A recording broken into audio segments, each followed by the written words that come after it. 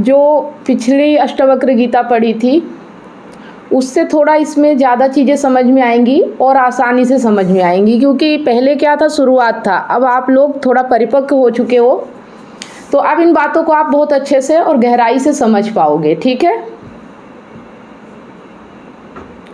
और जैसे कि बलविंदर सिंह जी जो नए हैं उनके लिए वो पुराने वीडियो हैं, आप पहले उनको देखो और इनको भी देखो साथ में, तो आपको और अच्छे से समझ में आएगा।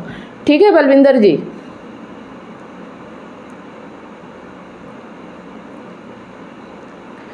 तो यहाँ पे जी हाँ, तो ये अब ओशो की अष्टवक्र महागीता है। अभी तक हमने अष्टवक्र गीता पढ़ा, ये महागीता है उसी से, पर थोड़ी सी बातें अलग रहती हैं। ठीक है। तो अष्टवक्र की गीता को मैंने यूं ही नहीं चुना है, ओशो कह रहे हैं, और जल्दी नहीं चुना, बहुत देर करके चुना है, सोच विचार कर। दिन थे जब मैं कृष्ण की गीता पर बोला, क्योंकि भीड़ भाड़ मेरे पास थी। भीड़ भाड़ के लिए अष्टवक्र गीता का कोई अर्थ ना था। मतलब 90% लोगों के लिए, 99% लोगों के लिए अष्टवक्र गीता का कोई इम्पोर्टेंट नहीं होता है। बड़ी चेष्टा करके भीड़ भाड़ से छुटकारा पाया है। अब तो थोड़े से विवेकानंद यहाँ है। विवेकानंद मतलब जिज्ञासु, जो जानने की इच्छा रखते हैं, जो जीवन को जानना चाहते हैं कि ये जो जीवन मिला है ये क्या है।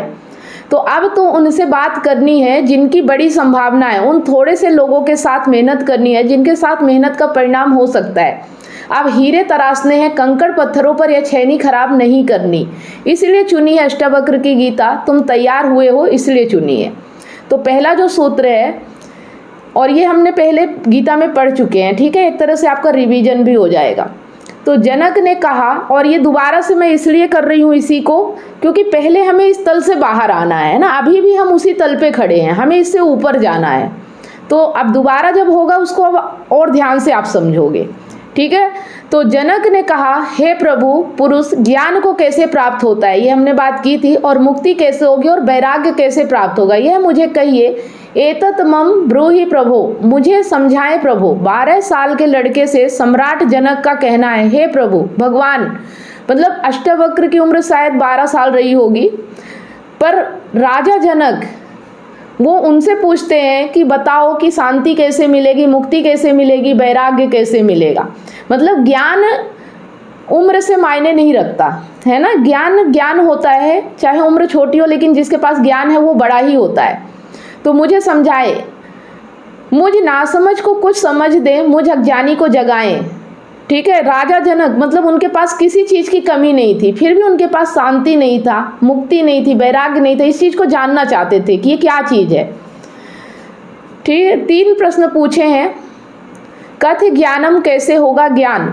साधारणतः तो हम सोचेंगे कि यह भी कोई पूछने की बात है, किताबों में भरा पड़ा है। जनक भी जानता था जो किताबों में भरा पड़ा है वह ज्ञान नहीं, वह केवल ज्ञान की धूल है, राख है। ज्ञान की कोई ज्योति जब जलती है तो पीछे राख छूट जाती है, राख इकट्ठी होती चली जाती है, शास्त्र बन जाती है। वेद राख है, कभी जलते हुए अंगारे थे, ऋषियों ने उन्हें अपनी आत्मा में जलाया था, फिर राख रह गए। फिर राख संयोजित की जाती है, संग्रहित की जाती है, सुव्यवस्थित की जाती है। जैसे जब आदमी मर जाता है तो हम उसकी राख इकट्ठी कर लेते हैं, उसको फूल कहते हैं। बड़े मज़ेदार लोग हैं, ज़िंदगी में जिसको फूल नहीं कहा उसकी हड्डियाँ वड्डियाँ इकट्ठी कर लाते हैं और कहते हैं फूल सजो लाए, फिर संभाल कर रखते हैं, मंजूसा बनाते हैं। जिसको ज़िंदगी में कभी फूल का आदर नहीं किया, जिसको ज़िंदगी में कभी फूल की तरह देखा नहीं, जब मर जाता है आदमी, पागल है, तब उसकी हड्डी को, राख को फूल कहते हैं।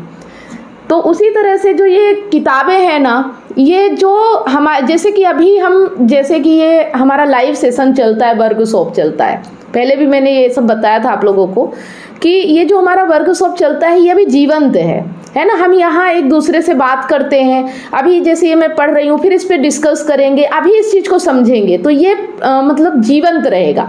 लेकिन जैसे ये वीडियो के रूप में बन जाता है वो फिर राख की तरह हो जाता है, फिर उसका वो इम्पोर्टेंट नहीं रह जाता है ना। तो जो बातचीत आमने सामने होती है ना, जो प्रत्यक्ष होता है, उसका जो इम्पोर्टेंट होता है, जो चीज़ सहज होती है, उतना फिर किताबों में नहीं मिलता, वो तो फिर हमारी बातों का धूल हो जाएगा है ना। तो ऐसे ही जब कोई बुद्ध जीवित होता है तब तुम सुनते नहीं, जब कोई महावीर तुम्हारे बीच से गुजरता है तब तुम नाराज होते हो, लगता है यह आदमी तुम्हारे सपने तोड़ रहा है या तुम्हारी नींद में दखल डाल रहा है। यह कोई जागने का वक्त है, जगाने का वक्त है। अभी अभी तो सपना आना शुरू हुआ था, अभी अभी तो जरा जीतना शुरू किया था ज़िंदगी में, अभी अभी तो दांव ठीक लगने लगे थे, तीर ठीक ठाक जगह पर पड़ने लगा था और ये सज्जन आ गए। ये कहते हैं सब आसार है, अभी अभी तो चुनाव जीते थे, पद पर पहुंचने का रास्ता बना था और ये महापुरुष आ गए। ये कहते हैं यह सब सपना है, इसमें कुछ सार नहीं, मौत आएगी सब छीन लेगी। और छोड़ो भी, जब मौत आएगी तब देखेंगे, बीच में तो इस तरह की बातें मत उठाओ, है ना। तो जब हम मतलब कोई ज्ञानी आता है और जो कहता है कि आपकी ज़िंदगी एक सपना है और एक भ्रम है, एक झूठ है, तो आपको ऐसा लगता होगा कि ये कैसी बातें कर रहा है, जीवन में तो इतना आनंद आ रहा है। पर आप सोचो कि क्या आप आनंद में हो वाकई में? अगर ऐसा होता तो फिर कुछ कहने की ज़रूरत ही नहीं होती, इस ज्ञान की भी आवश्यकता नहीं पड़ती। लेकिन आनंद नहीं है ना हमारे जीवन में, इसलिए तो हमें ज्ञान की ज़रूरत पड़ रही है, जानने की ज़रूरत पड़ रही है।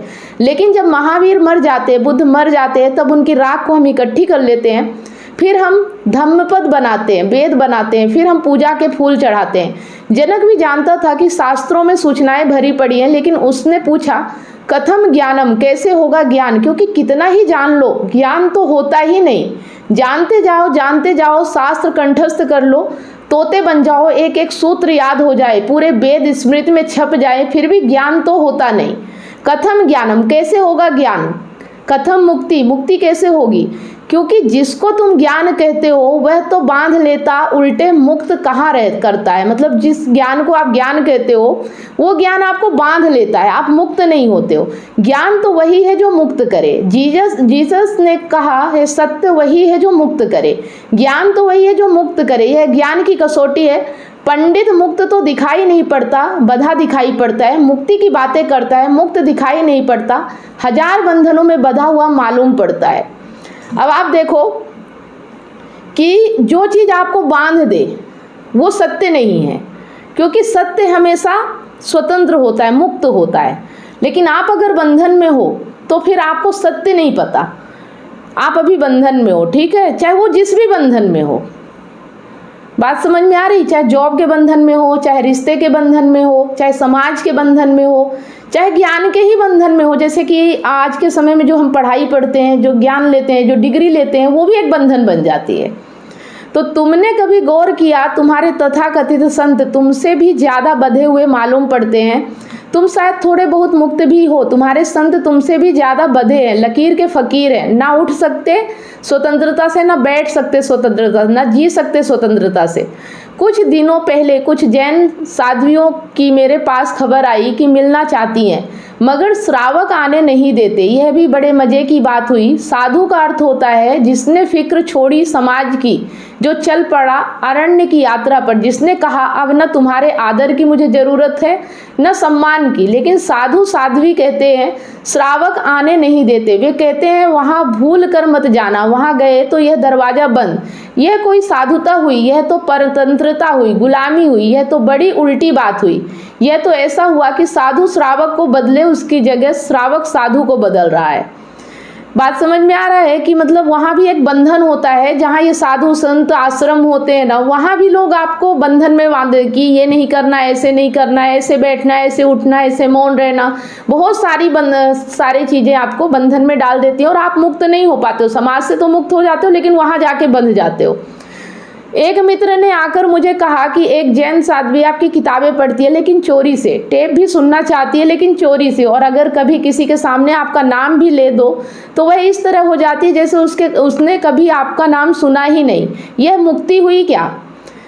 जनक ने पूछा कथम मुक्ति, कैसे होती है मुक्ति, क्या है मुक्ति? उस ज्ञान को मुझे समझाए जो मुक्त कर देता है। स्वतंत्रता मनुष्य की सबसे महत्वपूर्ण आकांक्षा है। हर आदमी स्वतंत्र रहना चाहता है, ये उसकी महत्वपूर्ण आकांक्षा है, इच्छा है कि मुझे स्वतंत्रता मिले। सब पालो लेकिन गुलामी अगर रही तो छिदती है। सब मिल जाए, स्वतंत्रता ना मिले तो कुछ भी नहीं मिला। मनुष्य चाहता है खुला आकाश, कोई सीमा ना हो। वह मनुष्य की अंतरतम निगूढ़तम आकांक्षा है, जहाँ कोई सीमा ना हो, कोई बाधा ना हो। इसी को परमात्मा होने की आकांक्षा कहो, मोक्ष की आकांक्षा कहो। अब देखो, हर आदमी स्वतंत्रता चाहता है, खुली आज़ादी चाहता है, जहाँ कोई बंधन ना हो। लेकिन देखो हमारे रिश्तों में कितना बंधन होता है। आप समझ पा रहे हो, पति पत्नी को बांध रहा है, पत्नी पति को बांध रही है। जब आप किसी को बांध लोगे, कोई खुले आकाश में अपनी मर्जी से उड़ नहीं सकेगा। आप उसकी आज़ादी को गलत कह देते हो, उसकी स्वतंत्रता को कहते हो कि कहीं बिगड़ ना जाए, बर्बाद ना हो जाए, तो वो व्यक्ति कैसे आपके साथ खुश रह लेगा, है ना। देखो, जिसको जितनी समझ होगी वो उस समझ के हिसाब से अपने जीवन को जिएगा। तो जिसके पास जितनी समझ है, आप उसको अगर बांध के भी रखोगे तो भी वो तकलीफ दे ही होगा, है ना। समझ के अनुसार वो अपनी ज़िंदगी जी रहा है, उसको बढ़ने दो अपनी ज़िंदगी में आगे। आप अपनी समझ से जियो, उसको उसकी समझ से जीने दो। कोई यहाँ गलत सही के मायने नहीं होते हैं। गलत सही बस इतना है कि किसी की आज़ादी छीन लेना, किसी को गुलाम बना लेना, किसी को बांध लेना, ये सबसे बड़ी गलती होती है। और रिश्तों में ज़्यादातर यही सब चीज़ें होती हैं।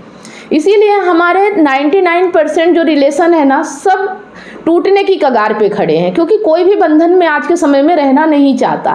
तलाक, डिवोर्स इतने ज़्यादा क्यों हो रहे हैं? सिर्फ यही वजह है कि प्रकृति तो हमारी स्वतंत्रता है, आज़ादी है, लेकिन हम बंधन में बंध जाते हैं। हमने ठीक शब्द चुना है, मोक्ष। दुनिया की किसी भाषा में ऐसा प्यारा शब्द नहीं है। स्वर्ग, फिरदौस, इस तरह के शब्द हैं, लेकिन उन शब्दों में मोक्ष की कोई धुन नहीं है। मोक्ष का संगीत ही अनूठा है। उसका अर्थ ही केवल इतना है, ऐसी परम स्वतंत्रता जिस पर कोई बाधा नहीं, स्वतंत्रता इतनी शुद्ध कि जिस पर कोई सीमा नहीं। पूछा जनक ने, कहो कैसे होगी मुक्ति और कैसे होगा वैराग्य? हे प्रभु, मुझे समझा कर कहिए।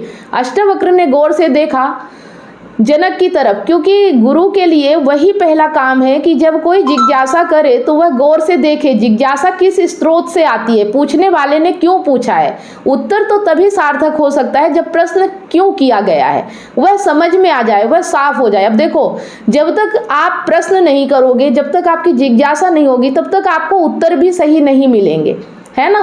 तो जितनी भी मन में सवाल आ रहे हैं, और उससे ये पता चलता है कि आप किस जगह पे खड़े हो। जब आपका ये पता चल जाएगा तो जो आपके सामने उत्तर देने वाला व्यक्ति है वो आपको आगे ले जा पाएगा। लेकिन अगर आप प्रश्न ही नहीं करोगे, चुपचाप सुनते रहोगे और समझ में आया कि नहीं आया आप समझा नहीं पाओगे, तो फिर वो आपको आगे कैसे ले जा पाएगा, है ना। तो इसलिए जो भी आप यहाँ सुन रहे हो, समझ रहे हो, उसमें प्रश्न करो कि मुझे क्या समझ में आया, क्या नहीं। अगर समझ में आ गया तो उसी वक्त उसको अप्लाई करो, है ना। ये नहीं कि बाद में करेंगे कि क्या। मुक्ति का मतलब है तुरंत समझ में आया, तुरंत अप्लाई कर लो, बस जीवन मुक्त है ना। तो अप्लाई क्या करना है कि अगर पता चल गया है कि बंधन नहीं डालना है ना, बंधन में रहना है, तो तुरंत सबको आज़ाद कर दो और खुद भी आज़ाद हो जाओ, चाहे जैसे भी हो। आप देखो आप कहाँ कहाँ बंधे हो और किस किस को बांध रखा है। तुरंत सबसे पहला काम यही करो, सबको आज़ाद कर दो, ठीक है। अपने अपनी मर्जी की ज़िंदगी जीने दो। जिसको आपके साथ जीना होगा उसको बांधना नहीं पड़ेगा, अपने आप जिएगा। और जिसे बांधना पड़ रहा है वो आपके साथ रह के भी आपके साथ नहीं रहेगा, ठीक है। तो पूछा जनक ने, कैसे होगी मुक्ति और कैसे होगा वैराग्य? अष्टवक्र ने गौर देखा और जनक की तरफ, क्योंकि गौर के लिए वही पहला काम है कि जब, ये तो हमने पढ़ लिया। ध्यान रखना, सद ज्ञान को उपलब्ध व्यक्ति सदगुरु तुम्हारे प्रश्न का उत्तर नहीं देता, तुम्हारे उत्तर देता है। तुम क्या पूछते हो इसकी फिक्र कम है, तुमने क्यों पूछा है, तुम्हारे पूछने के पीछे अंतर चेतना में छिपा हुआ जाल क्या है, तुम्हारे प्रश्नों की आड़ में वस्तुतः कौन सी आकांक्षा छिपी है। जब आप प्रश्न करते हो ना, तो जिससे आप प्रश्न करते हो और जो व्यक्ति आपके सवालों का जवाब दे रहा है वो आपसे आगे है, तो वो आपके सवालों की जो पीछे प्रक्रिया है उसको समझ लेता है। जैसे किसी व्यक्ति ने मुझसे पूछा कि मेरी पत्नी मुझे छोड़ के चली गई है, वो कैसे वापस लौट के आएगी, ठीक है। अब आपका ये सवाल है, लेकिन मैं समझ गई कि इसके पीछे का कारण क्या है, ठीक है। वो चली तो गई, लेकिन आप उसे लाना क्यों चाहते हो, इसके पीछे का कारण क्या है ना। तो जब तक पीछे का कारण नहीं समझ में आएगा तब तक आप उसको उस चीज़ में काम नहीं कर पाओगे, और वो वही समझ पाएगा जो आपसे थोड़ा आगे होगा, ठीक है। अगर आपके तल पे ही हो तो फिर वो भी जवाब नहीं दे पाएगा। तो दुनिया में 4 तरह के लोग हैं, ज्ञानी, मुमुक्षु, अज्ञानी, मूढ़। देखिए, ज्ञानी होते हैं, मुमुक्षु होते हैं, अज्ञानी होते हैं, मूढ़ होते हैं। ज्ञानी वो जो सत्य को जान चुका है, जो सत्य में जी रहा है। जानना भी नहीं है, सत्य में जीना है ना। जानने से कोई फर्क नहीं पड़ता, सत्य तो सबको पता होता है, लेकिन जीता कोई नहीं है सत्य में। तो सत्य जानना नहीं है, सत्य को जीना। जो सत्य में जीता है वो ज्ञानी होता है। और मुमुक्षु वो जो भी सत्य की साधना कर रहा, तलाश में है कि सत्य है क्या चीज़। अज्ञानी वो जिसे अभी मतलब जिसने अभी बहुत सारा ज्ञान संसार का ले लिया है, वो ज्ञानी तो कहता है अपने आप को, लेकिन वो अज्ञानी है क्योंकि उसे अपना ज्ञान नहीं है ना। तो संसार का ज्ञान अविद्या और खुद का ज्ञान विद्या, ठीक है। और मूढ़ वो जो अभी अज्ञानी से भी है, मतलब जिसकी जिज्ञासा ही नहीं है, जो ना संसार जानता ना अपने आप को जानता, वो मूढ़ है, ठीक है। और दुनिया में 4 ही तरह की जिज्ञासाएं होती है। ज्ञानी की जिज्ञासा तो निःशब्द होती है, कहना चाहिए ज्ञानी की जिज्ञासा तो जिज्ञासा होती ही नहीं। जान लिया, जानने का कुछ बचा नहीं, पहुंच गए, चित्त निर्मल हुआ, शांत हुआ, घर लौट आए, विश्राम में आ गए। तो ज्ञानी की जिज्ञासा तो जिज्ञासा जैसी होती ही नहीं। इसका यह अर्थ नहीं कि ज्ञानी सीखने को तैयार नहीं होता। ज्ञानी तो सरल छोटे बच्चे की भांति हो जाता है, सदा तत्पर सीखने को, है ना। ज्ञानी जो होता है वो सदा सीखने को तत्पर रहता है। वो कुछ भी कहीं से भी मिले, बस वो सीखता ही रहता है, ठीक है। और वो एकदम छोटे बच्चे की तरह होता है। जैसे छोटे बच्चे को देखा होगा आप लोगों ने कि वो हर पल कुछ ना कुछ सीखता रहता है। और इसीलिए कहते हैं कि अगर आपके घर में छोटा बच्चा है तो उससे ज्ञान मत दो कि ऐसा करो वैसा करो, आप वैसा करने लगो तो खुद ब खुद वो सीख जाता है। समझ रहे हैं। सिखाने से कोई नहीं सीखता, लेकिन देखने से हर कोई सीखता है। तो छोटा बच्चा हमेशा देख देख के सीखता है, उसके आसपास क्या हो रहा, क्या चल रहा। मतलब हमको लगता है कि मेरा बच्चा ऐसे कैसे हो गया, पर ये चीज़ हम नहीं समझ पा रहे कि हम उसको सिखाते तो कुछ और हैं, लेकिन हम करते कुछ और हैं। ये भी समझिए कि हम उसे कुछ और बनाना चाहते हैं, लेकिन हम कुछ और होते हैं।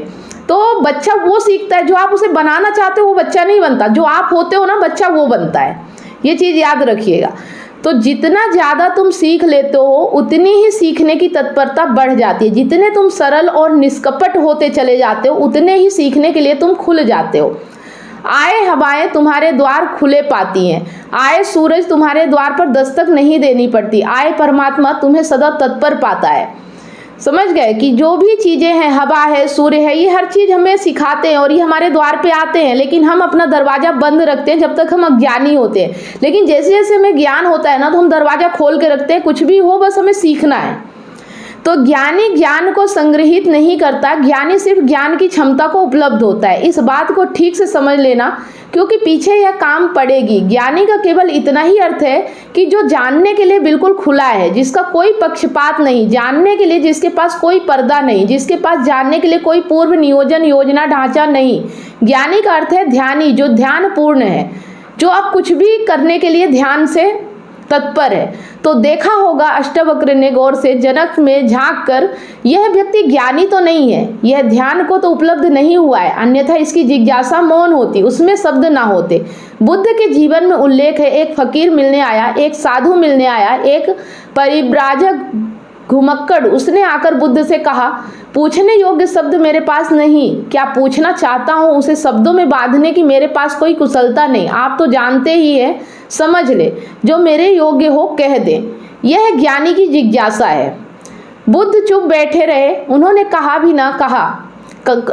कुछ भी ना कहा। घड़ी भर बाद जैसे कुछ घटा, वह जो आदमी चुपचाप बैठा बुद्ध की तरफ देखता रहा था, उसकी आंख से आंसुओं की धार लग गई। चरणों में झुका, नमस्कार किया और कहा, धन्यवाद, खूब धन्यभागी हूँ, जो लेने आया था आपने दिया। वह उठकर चला भी गया। उसके चेहरे पर अपूर्व आभा थी, वह नाचता हुआ गया।